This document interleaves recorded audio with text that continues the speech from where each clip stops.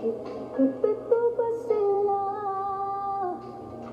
para sa kinabukasan na makapunta sa paroroonan? Dahan-dahan ko sundo,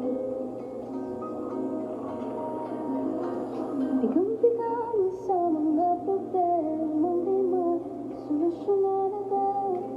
Hinahanap ang sarili, ngunit di nakakaya sa ligaw na dinadaanan ko. Dahan-dahan nating simulan muli ang pagkabag